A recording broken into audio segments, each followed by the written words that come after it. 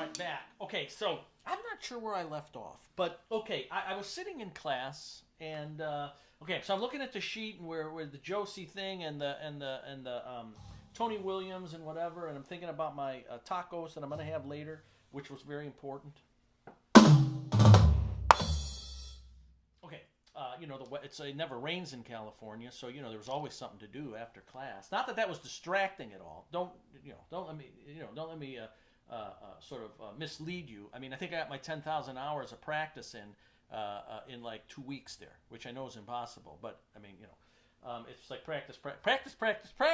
That's all you did was practice. Okay. Anyway, so you're there, and I'm looking at this page. So then, of course, Steve Gadd comes up, legendary session guy. We're looking at Steve Gadd fills, Steve Gadd rhythms. Of course, first thing with Steve Gadd, everybody knows, everybody in the school knows, you should know. Steve Gadd, famous rhythm, 50 Ways to Leave Your Lover, right? Paul Simon, everybody knows that groove and whatever. Okay, so we're looking at that. We're going down a list. And then it was a kind of a poppy song. I think it was back in the 70s. I don't know. Maybe early 80s. I don't know. I think it was later 70s. But it's a song called Chucky's in Love by kind of like a Carly Simon kind of singer. What was her name? Rickie Lee Jones. Okay, so she had this hit called Chucky's in Love, and of course Steve Gadd plays on it, and Steve Gadd played on it instantly when you hear this fill, because it's a Steve Gadd fill. So it's one of those things where it's just not some random guy. It's just not her drummer named Chuck Cecil, who just happens to be in her band, and they're recording this song, and all of a sudden you hear this fill. It's just not. It's Steve Gadd. So you're looking down the list of things. Okay, so the song is a shuffle, right? A halftime shuffle. And as some of you know, you've been working on halftime shuffles a long time. There's a feel to a halftime shuffle. And this particular halftime shuffle is kind of slow anyway. It's like 113 beats a minute, something like that. So he's playing his shuffle, and instead of playing a triplet fill, he decides, no, I'm going to play a 16th note fill, which makes it sound even stranger, because anybody who's ever done that knows there's kind of a friction there. There's a weird a feel that happens. There's a Billy Joel song a long time ago. I forget the name of it, but it's a shuffle, and he plays this straight 16th note fill in it, and it has this weird friction again. And you can check that one out. Of course, it would be easier to check out if I told you the name of it.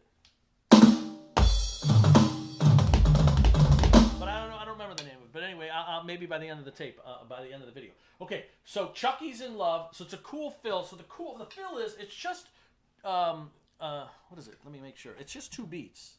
I've got it right here. It's just, okay, it's 2 beats, and it's just 16th notes, but here's how he phrases it.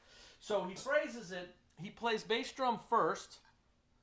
Maybe I should put my phone right here, since I have the transcription on there, so I give you the proper information. So it's just a 16th note on the kick, 2 left strokes on the snare, 2 right strokes on the hi-hat, 2 left strokes on the snare, another kick, right? And then you finish it off with a left hand and a hi-hat opening. I know that doesn't sound, it probably sounds more complicated than it is, but that's all it is. So it's 1 E and a 2 E and a 3. 1 E and a 2 E and a 3. 4. 1 E and a 2 E and a 3. 4. 1 E and a 2 E and a 3. 4. Okay, so there you go. There's this famous fill. Shows up in a book in a famous music school in California. Why? There's a reason why, because it's an awesome fill, okay? And it's not just your random kind of fill, random feel. So I am going to kind of play the fill a little, give you an idea, and then I'm going to let Gadd play the fill, so it really sounds like Gadd. So that is the fill. So it's 1 E and a 2 E and a 3, 4. 1 E and a 2 E and a 3, 4. And it's 1 E and a 2 E and a 3, 4. 1 E and a 2 E and a 3, 4.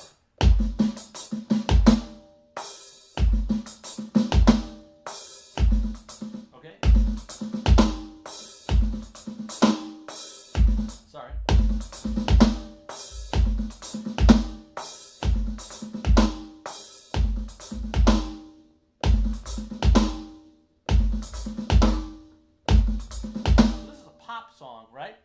instead of playing, 1, 2, 3, 4, like every other drummer in the world would play, or Steve Gadd decides to go, and that's why it shows up in a book, right? Because it's just so cool, right? And so again, pretty easy. 2 beats a time, 16th notes, 1 E and a 2 E and a 3, 4. Easy, but not simple. Coupled with the shuffle.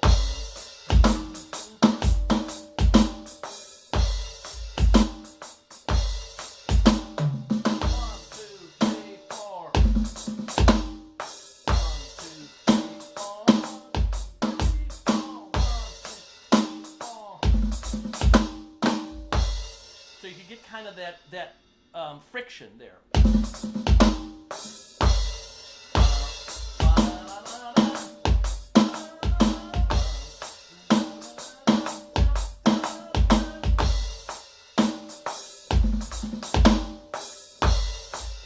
So that's kind of the feel. Now we're going to play it. And there's kind of this weird, when they play it, is in sort of this strange section where they actually slow the song down, I think. And there's this, she's just singing and kind of doing this weird, I don't know what she's doing. Makes it even more difficult. It was probably one of those head nods in the studio, as they slow the song down, and it's kind of, and then they probably looked at him and he went, and then the band comes in. I don't know. I wasn't there. He didn't call me. He should have, but he didn't. However, I'm just guessing that maybe that was kind of the feel, right? And that's the fill he came up with. Okay, so let's take a listen. I don't believe what you say to me. This is something I've got to see. Is it here?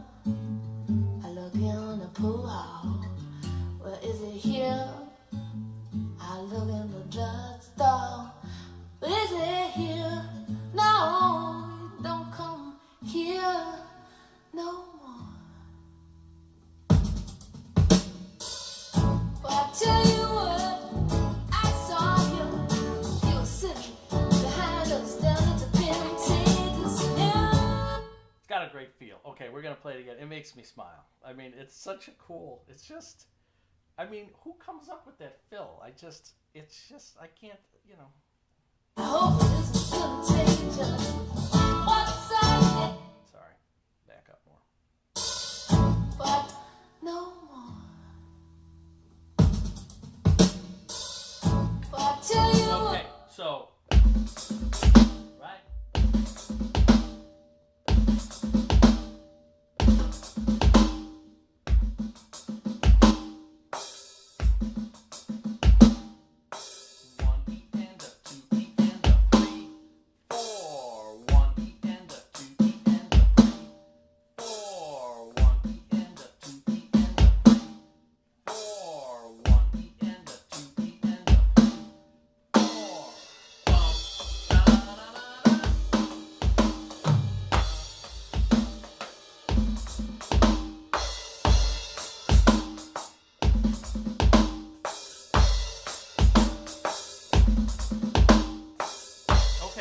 So, one more time. come here no more. But I tell you what. So it's one of those where I'm not sure. I try to count it, and it's hard to feel the pulse there. So, like I said, I don't know when he comes in. Right after she says that no more, I think you could count to 4, and I think he might come in on beat 4. But I have a feeling it was one of those things, studio-wise, they're playing. She says no more, and then he looks around and he goes, and then obviously everybody comes in.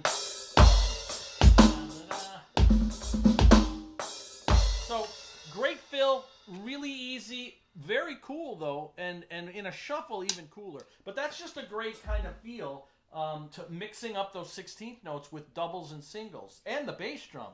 1 E and a 2 E and a 3, 4. It's hard to do. Can't do it. Why can't I do it?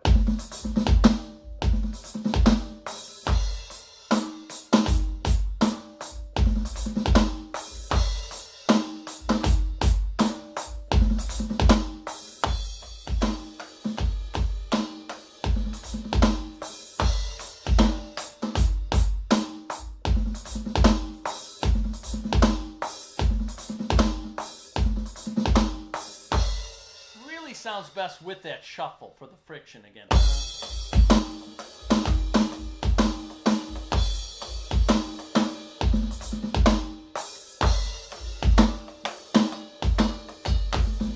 Okay, so that's that one. Chucky's in Love.